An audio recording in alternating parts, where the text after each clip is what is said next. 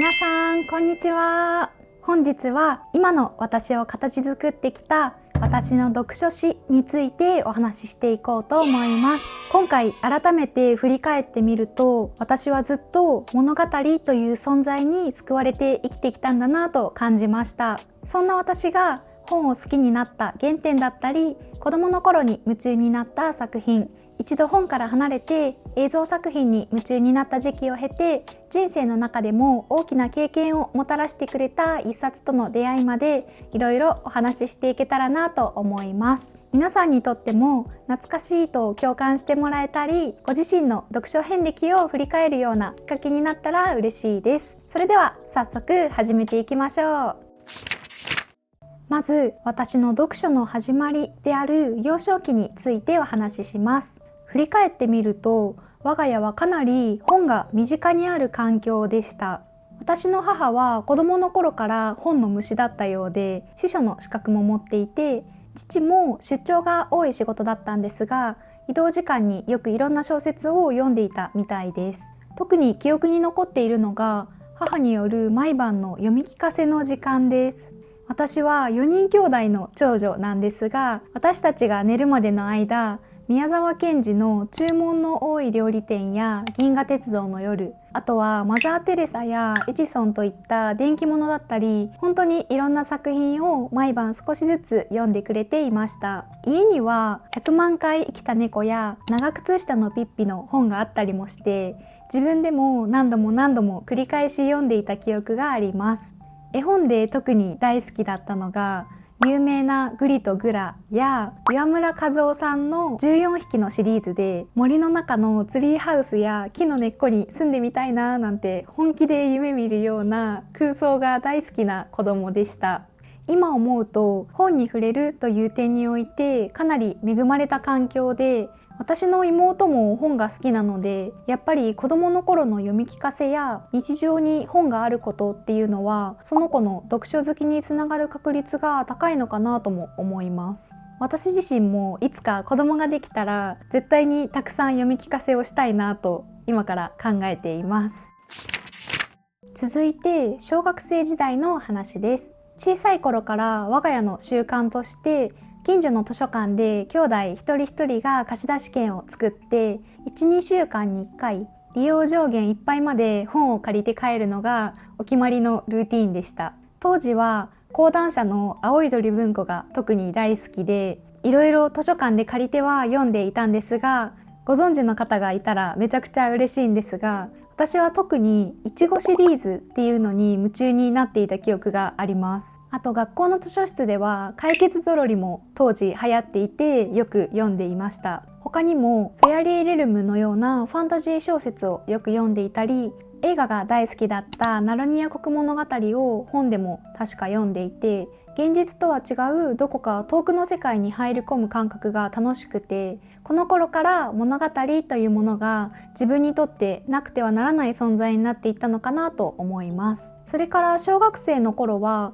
本だけではなくて漫画も大好きな子供でした。家に全巻あった赤ちゃんと僕は何度も読み返しましたし、ちびまる子ちゃんの四字熟語教室やことわざ教室、慣用句教室っていう楽しく言葉を覚えられるような4コマ漫画も本棚にあって、夢中になって読んでいるうちに自然と語彙力もついた気がします。これは今考えると完全に親の策略だったのかなとも思っています。あと月に1冊だけ漫画雑誌を買ってもらえる約束だったので、私は毎月チャオを買ってもらうのが楽しみで、その頃はキラリンレボリューションやめちゃモテ委員長が大好きでした。多分私と同じ年代の方はその漫画読んでたって共感してもらえるかなと思うんですが、いかがでしょうか。小学校の高学年になると漫画雑誌を卒業して、ファッション雑誌のニコプチを毎月買ってもらうようになって、このくらいから私は活字を読むのが好きだったのかなと思うエピソードがあって、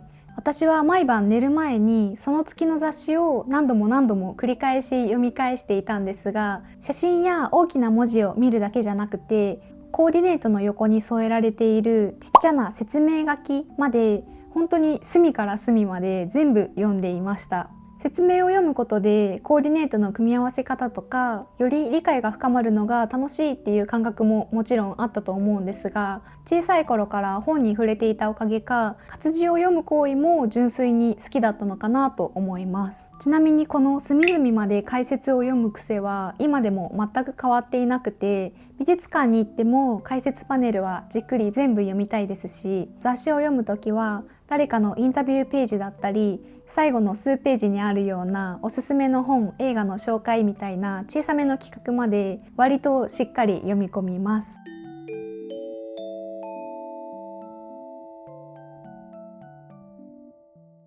続いては中高生から大学生時代のお話です。実はこの時期は私の読書量はガクッと減ることになります。変わらず中学生の時はファッション雑誌のニコラ、高校生ではノンノを毎月買ってもらっていて、小学生の頃と同じように毎月隅から隅まで読み込むのは私の楽しみでした。ただ中高生時代は私はかなり勉強ガチ勢で、夜は10時に寝て朝4時に起きて勉強するような生活で、とにかく勉強とあと部活に全エネルギーを注いでいたので、自然と読書からは遠ざかってしまっていました。そして大学生になってからも引き続きファッション雑誌はモアを自分で買って読んでいたんですが、大学生活は授業やアルバイトはもちろん熱中していたダンスサークルでの活動に追われていて、やっぱり本からは距離がある日々が続いていました。ただここで私の中に新しく定着したのがテレビドラマという存在です。もともと子供の頃からガリレオや踊る大捜査線、あとドクターこと診療所が大好きで、母の影響もあって海外ドラマなんかもよく見る家庭ではありました。それが大学生時代になって一気に熱中して、毎シーズンそのクールの新作ドラマは1話を全部ひとまずチェックするっていう習慣がこの頃に出来上がりました。本という形ではなかったものの、やっぱり私は作品の世界に入り込むことや登場人物たちのストーリーを味わうことは根っこから好きだったんだなと今振り返っても思います。そしていよいよ今の社会人になってからの時代です。社会人になってからも相変わらずドラマは大好きで見続けていて、最初の配属はドラマ制作に関わる部署でした。そこでは企画書をたくさん出さないといけなかったので、再び小説や漫画をたくさん読む機会が増えていきました。ちょうど社会人2年目の頃にコロナ禍に入っておうち時間が増えたことで、当時本屋さんにも行けなかったので電子書籍で本を買って読んだりしていて、日常的に読書をする生活はそのあたりから戻ってきたかなと思います。コロナが少し落ち着いてからは本屋さんによく足を運ぶようになって、ビジネス本や仕事に関するエッセイなども読みつつ、原田マハさんや増田美里さんの作品を読み始めたのをきっかけに、気づけば読書がまた趣味になっていました。そんな中で出会ったのが原田マハさんのジベルニーの食卓とモネの足跡です。もともと大学生の頃から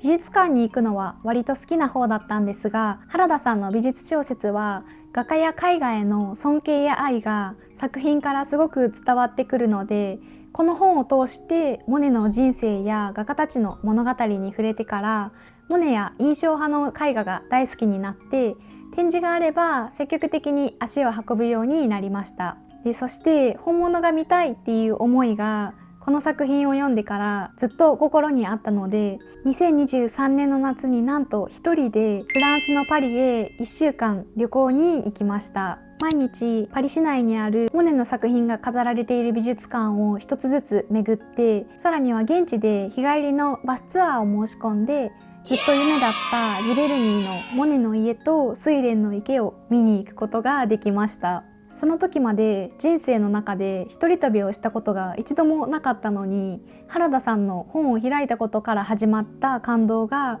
自分を一人でパリまで連れて行ってくれたっていうこの経験は、一冊の本が自分の行動をここまで遠くへ広げてくれるんだっていうふうに実感した忘れられない思い出になっています。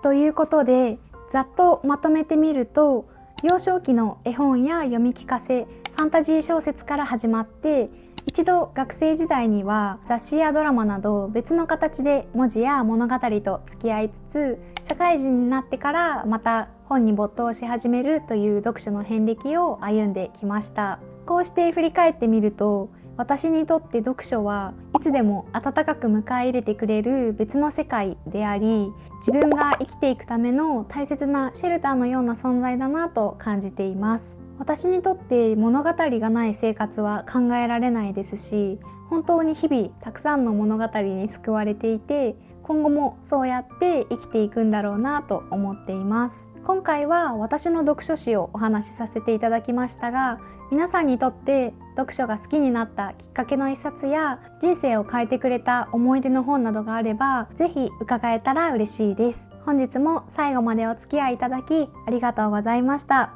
それではまた次の動画でお会いしましょう。バイバーイ。